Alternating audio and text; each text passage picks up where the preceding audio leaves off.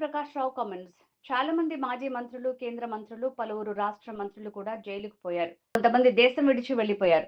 33 మంది నిందితుల్లో 10 మంది అప్రూవర్గా మారిపోయారు. ఏ పార్టీ అయినా ఎన్నికల్లో డబ్బులు కావాలి అంటే మద్యం నుంచి రావాలి. అది కూడా వైట్లోనే డబ్బులు ఇస్తారు. కేసీఆర్ కూడా సొంతంగా డిస్మాల్నరీలు నడిపారు. జాతీయ ప్రధాన కార్యదర్శి, రాష్ట్ర మంత్రి, యువ నాయకుడు లోకేష్ గారిని వారి రెసిడెన్సీలో కలిసి 12:30కు గతంలో ప్రభుత్వం వచ్చిన తర్వాత ఒకసారి కలిశాను. ఎన్నికల కంటే ముందు 1 ఇయర్ బిఫోర్ దాదాపు ఒక 4 టైమ్స్ కలిశాను. ఢిల్లీలో, మంగళగిరిలో, వైజాగ్లో. ఈరోజు కలిసి వారికి కృతజ్ఞతలు చెప్పాను. కంగ్రాచులేషన్స్.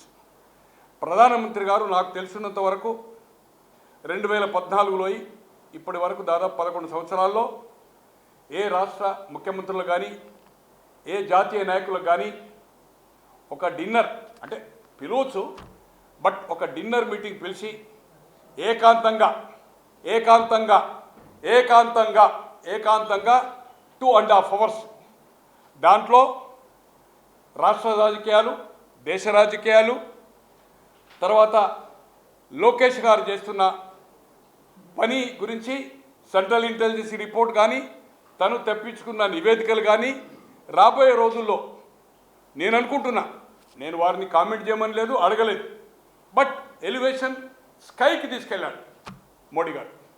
అంటే భవిష్యత్తు ఉంది. కొన్ని సూచనలు కూడా చేసి ఉంటాడు అతనికి. You are the bright future అని. అదేదైతుందో లోకేష్ గారు ఏదైతుందో, కానీ నేను చూసినంత వరకు రాజకీయాల్లో నాకు 77 సంవత్సరాలు వస్తుంది. 67 నుంచి క్షుణ్ణంగా రాజకీయాలు పరిశీలిస్తాను. దేశ రాష్ట్ర రాజకీయాల్లో ఎమ్మెల్యేగా, ఆర్టీసీ చైర్మన్గా చాలా పుస్తకాలు చదివి, పేపర్లు చూసి, బట్ చాలా మంచి ఎలివేషన్ ఇచ్చాడు. దానికోసం అతనికి కంగ్రాచులేట్ చెప్పడానికి వచ్చాను. నిన్న ఈవినింగ్ అపాయింట్మెంట్ వారికి అడగాగానే వాళ్ళ పిఏకి చెప్పేది కాంటాక్ట్ కమ్మన్నది. 12:30కి నేను పోయాను, కలిశాను. వారితో నేను ఫస్ట్ టైం ఫోటోగ్రాఫ్ కూడా ఎప్పుడు దిగలేదు. మీ అందరికి ఫార్వర్డ్ చేస్తాను. సో వారికి చెప్పాను. చాలా విషయాలు, కొన్ని పొలిటికల్ కూడా మాట్లాడమనుకుంటే అవి చెప్పే విషయాలు కాదు. నాకుండే అక్కడ జరుగుతున్న పరిణామాలు కర్ణాటకలో కానీ, తెలంగాణలో కానీ, ఇక్కడున్న పబ్లిక్ ఫీడ్బ్యాక్.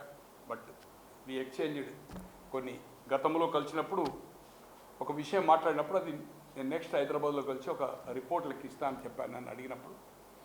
సో ఇప్పుడు ఏదైతుందో దాన్ని చేసి మళ్ళీ కూడా ఏదైతుందో ఒక డీటెయిల్ ఆఫ్ డాటా ఇస్తానని చెప్పాను రాబోయే రోజుల్లో. సో అలాగే ఈ లిక్కర్ స్కాండల్ గురించి ఏదైతుందో చాలా బర్నింగ్ ఈరోజు ఏదైతుందో దేశ చరిత్రలోనే ఒక నేషనల్ మీడియా కానీ, తర్వాత 2 రాష్ట్రాలు, తెలుగు రాష్ట్రాలు కానీ, పక్క రాష్ట్రాలైన కర్ణాటక కానీ ఎక్కడ జరగనంత ఒక విచిత్రమైన పరిణామాలు ఇక్కడ ఏదైతుందో 2019 నుంచి 24 వరకు జరిగాయి. దాని మీద పత్రికల కథనాలు కానీ ఈరోజు జగన్మోహన్ రెడ్డి గారు కూడా ఏదైతుందో ప్రెస్ కాన్ఫరెన్స్ చేసి వివరణ ఇచ్చినట్టుగా నాకు 2 ప్రెస్ మిత్రులు ఏమంటారు ట్రోల్స్ అవి పంపించారు. సంతకాలు ఎక్కడ లేవని అంటున్నాడు జగన్మోహన్ రెడ్డి గారు. నేను అడుగుతున్నా, ముఖ్యమంత్రో మంత్రో ఏ దానికి సంతకాలు పెట్టారు? ప్రభుత్వం నిర్ణయం తీసుకుంటుంది, ఆ నిర్ణయాన్ని అధికారులు అమలు చేస్తారు. నేను ఒక్కటే సూటిగా అడుగుతున్నా, మీకు ఎక్సైజ్ బిజినెస్ చేసిన అనుభవం లేదు, మీ తండ్రి కానీ మీరు కానీ చేయలేదు, కానీ పరిపాలించినప్పుడు ఎక్సైజ్ పాలసీ వచ్చింది. మీ ప్రభుత్వంలో ఉన్న మంత్రిగా పనిచేసిన బొత్స సత్యనారాయణ గారు కానీ, నాగేశ్వరరావు వెస్ట్ గోదావరి కానీ సారా మామూలు చేశారు. సారా మామూలు కూడా 83-84లో రైడింగ్ పార్టీ అంటారు. బొత్స సత్యనారాయణ రైడింగ్ పార్టీ అంటే అప్పుడు సారా మామూలు ఉండే ఈ బట్టీలు పెట్టేవాళ్ళు, ఏది ఇప్ప పువ్వు, తర్వాత ఈ టైర్లు వీళ్ళతో, వాటిని అక్రమ సారా గుడంబా అమ్మేవాళ్ళు. దాన్ని ఏదైతుందో ఎక్సైజ్ కాంట్రాక్ట్ ఎవరైతే సారా మామూలు తీసుకుంటాడో అతను ఏదైతుందో ఓ రౌడీ పార్టీని పెట్టి ఓ జీబులు పెట్టి ఏదైతుందో ఒక కానిస్టేబుల్ ఎక్సైజ్, ఒక పోలీస్ కానిస్టేబుల్ ఇచ్చి రైడ్ చేసేది అవుతుందో చేస్తూ ఉంటారు. రైడింగ్ పార్టీ అంటే మామూలు ఒక వర్కర్, ఒక గన్మెన్ అనుకోరాదండి. బొత్స సత్యనారాయణ వరంగల్లో వరాల రాజు గారని వెస్ట్ గోదావరి, మాగంటి గారు కూడా అప్పుడు చౌదరి గారు కూడా పెద్ద ఎక్సైజ్ కాంట్రాక్టర్, మా దగ్గర కూడా ఆదిలాబాద్, కరీంనగర్ చేశారు. వారు కూడా నాకు నేను ఎమ్మెల్యే కాకముందు పరిచయం, ఎమ్మెల్యే అయినాక నా కాలేజ్ కూడా ఎక్సైజ్ దాంట్లో నేను ఏదైతుందో 4 lakhs పెద్దపల్లికి రేజ్ చేయడం జరిగింది. తో దాంట్లో పనిచేసినవాడు ఆయన. ఇవాళ అపోజిషన్ లీడర్, కౌన్సిల్లో క్యాబినెట్ స్టేటస్ ఉంది. నిజంగానే మీకు చిత్తశుద్ధి ఉంటే నేను 80లో హోల్సేల్ వైన్స్, 80లో 1980 45 years బ్యాక్ హైదరాబాద్లో మా మిత్రులతో హోల్సేల్ ఒక వైన్ షాప్ పెట్టాను, హోల్సేల్. అలాగే దేవరాజర్స్ గారు ముఖ్యమంత్రి, వారు అప్పుడు లైసెన్స్ ఇచ్చారు, స్టార్ట్ అయింది. గుండూరావు గారు అయిన తర్వాత 81లో స్టార్ట్ అయ్యాది కర్ణాటకలో. దేవరాజు గారు పార్లమెంట్లో ఓడిపోగానే ఇందిరాగాంధీతో డిఫర్ అయ్యారు, రాజీనామా చేశాడు. ఆల్కహాల్ కోట, ఈథల్ ఎస్టేట్, ఆర్టిఫిషియల్ ఫ్లవర్, సాల్వెంట్ ఆయిల్. ఆ సారాన్ని, ఆల్కహాల్నే ఓ 300 లీటర్ల నీళ్లు కలిపి 500 ఏదైతుందో సారా అమ్మేవాళ్ళు. అదే అంతకుముందు బాటలు ఉండే. రామారావు గారు వచ్చిన తర్వాత బాటలు పోయి పాకెట్లు చేశారు, అక్రమ పాకెట్లు కూడా చేశారు. ఈరోజు దేవేందర్ గౌడ్ 100 కోట్లు సంపాదించింది అక్రమ సారా మిషన్లే. ఇంద్రకరణ్ రెడ్డి గారు మొన్నటిదాకా మంత్రి చేశాడు, అప్పుడు జడ్పీ చైర్మన్ ఉండే ఆదిలాబాద్ 87లో. ఆయన అక్రమ సారా మిషన్లు రామారావు గారు ముఖ్యమంత్రిగా ఉండగా ప్రభుత్వమే సప్లై చేస్తుంది. ప్రభుత్వం సప్లై చేస్తే 1 లీటర్కు అంటే 10 పాకెట్లు అనుకోండి, లీటర్ 100 గ్రాములకు 1 పాకెట్, 10 పాకెట్లు గవర్నమెంట్ ఇస్తే 70 రూపాయలు అనుకోండి. మనమే ఆల్కహాల్ తెచ్చుకొని ఆ సాచెట్ మిషన్లో నీళ్ళు పోసి కొట్టేది ఉంటుంది, ఏదైతుందో సేమ్ అదే టేస్ట్.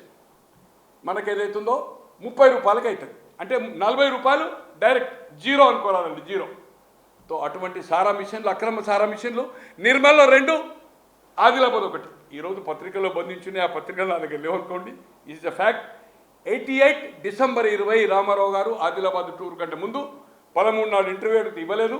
మీరు వచ్చే లోపల ఈ అక్రమ సారా మిషన్ నిర్మల్ 2, తర్వాత సిర్పూర్ కాదున్నారు, ఈ 3 గిట్ట మీరు చేయకపోతే హైదరాబాద్ నుంచి పత్రికా విలేకరులను, ప్రతిపక్ష నాయకులను తీసుకెళ్ళి ఆ సారా మిషన్లు పబ్లిక్ ద్వారా ఊడబీకి వచ్చి మీ సాగర్ టాకీస్ గేట్ ముందు, సాగర్ టాకీస్ అంటే హ్యాబిట్స్ ఇంట్లో ఉండేవారు రామారావు గారు. రోడ్ నెంబర్ 13 కాదు, 13 ఏమో 94లో, బట్ 83 to 88 హ్యాబిట్స్ తన సొంత ఇంట్లో ఉండేవాడు. దాని ముంగట సాగర్ టాకీస్ ఉండే, ఇది హ్యాబిట్స్లో సాగర్ టాకీస్ గేట్ల ముందు వేస్తా అంటే 18కి ఆయన ఇన్స్ట్రక్షన్ ఇచ్చేశాడు. 18 నాడు అక్కడ సారా మిషన్లు సీజ్ చేసేసాడు. ZP chairman elected by direct. 87లో ఎంటైర్ పబ్లిక్ వేయాలి అప్పుడు జడ్పీ సిస్టమ్, జిల్లా అందరూ ఓట్లు వేయాలి. అట్లా 21 జిల్లాల్లో జడ్పీ చైర్మన్ సిస్టమ్ వచ్చింది, సమితి బై మండల వ్యవస్థ వచ్చింది. తో నేను అడుగుతున్నాను, డిస్టిలరీలు మా హయాంలో 1 ఇవ్వలే. Yes, 100% correct. డిస్టిలరీ ఇవ్వడం తప్పు కాదు, కానీ డిస్టిలరీని క్యాప్చర్ చేసుకొని మీరు ఏ బ్రాండ్లు అయితే దేశమంతా ఉంటాయో అన్ని రాష్ట్రాల్లో స్వాతంత్రం వచ్చిన తర్వాత, మ్యాక్డోల్ అనుకోండి, ఓల్డ్ టవర్ అనుకోండి, మ్యాన్షన్ హౌస్ అనుకోండి, పీటర్ స్కాట్ అనుకోండి, తర్వాత ఏదైతుందో లోకల్ బ్రాండ్ అంటే ఇప్పుడు భూములు గిమూములు పెట్టిండు కదా, మా దగ్గర కూడా లోకల్గా ఉంటాయి. ప్రెసిడెంట్, లంబాడి. మేము 80లో హోల్సేల్ చేసినప్పుడు మాకు 3 రూపాయలకు వస్తుండే క్వార్టర్, దాన్ని మేము 6 రూపాయలకు ఇచ్చేవాళ్ళు రిటైల్ షాపులు, వాళ్ళు అమ్మేది 11 రూపాయలకు అమ్మేవాళ్ళు. ఈరోజు ఇప్పుడు 99 ప్రభుత్వం అమ్ముతుంది, 105, మొన్నటి వరకు 235. సో అవి లోకల్ ఆల్కహాల్ గవర్నమెంట్ అలాట్ చేస్తుంది.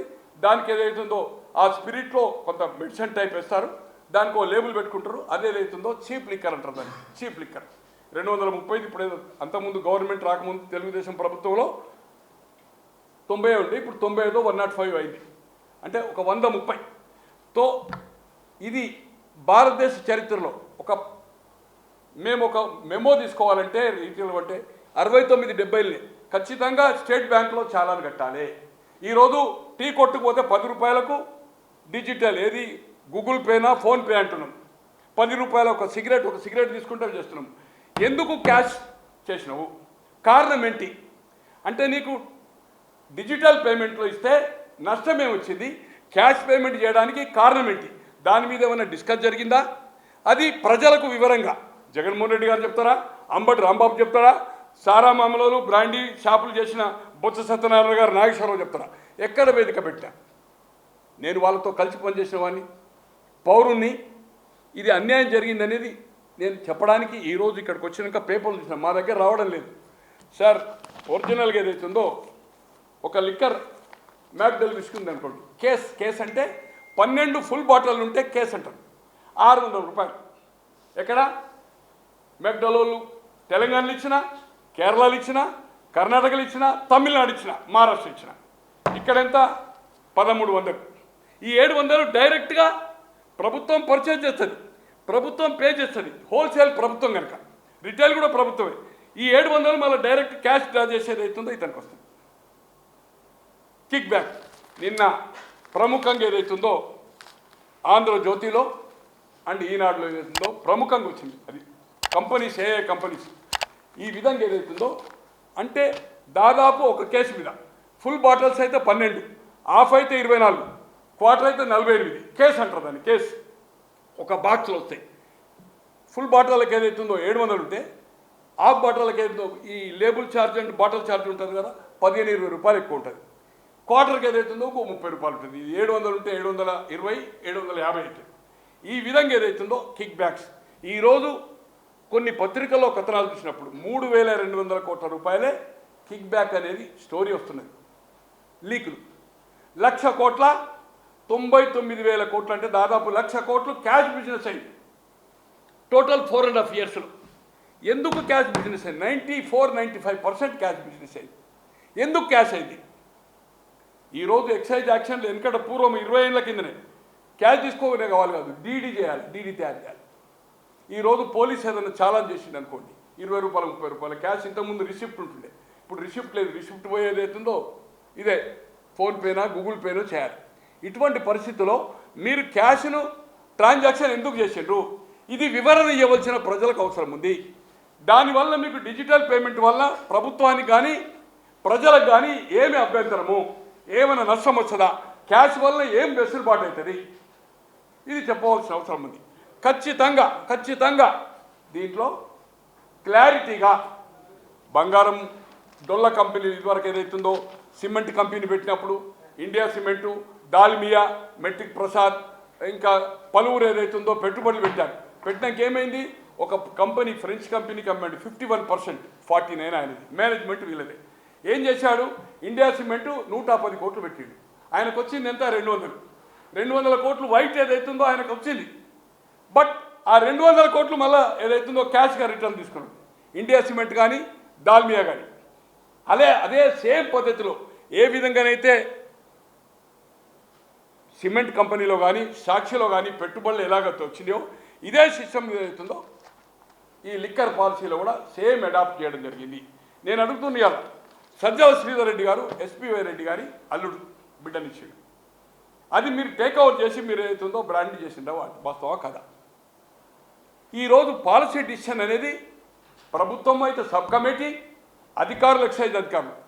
విజయసాయి రెడ్డి గారి ఇంట్లో హైదరాబాద్లో కూర్చుని డిస్కషన్ జరిగిందని ఆయన ఓపెన్గా చెప్పాడు.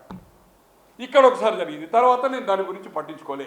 ఇప్పుడు కొంతే చెప్పాను, రాబోయే రోజుల్లో మొత్తం బట్టలు ఎక్కడికక్కడికి ఇస్తా చెప్పాడు. కర్త కర్మ ఎవ్రీథింగ్ రాజ్ కసిరెడ్డి అని చెప్పాడు. ఈరోజు రన్ చేసింది రాజ్ కసిరెడ్డి. కరెక్ట్గా టెలిఫోన్లు దొరికాయి, కన్వర్జేషన్ దొరికింది.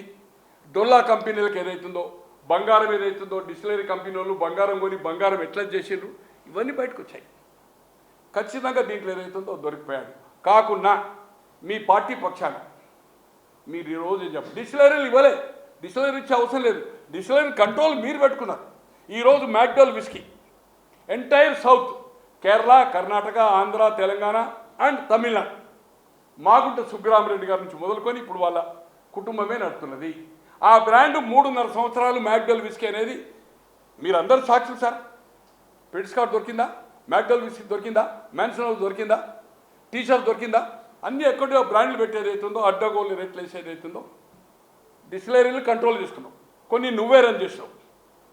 ఈరోజు శరత్ చంద్ర రెడ్డి అఫీషియల్గా 110 కోట్లు అఫీషియల్గా వైట్ మనీ ఇచ్చాడు.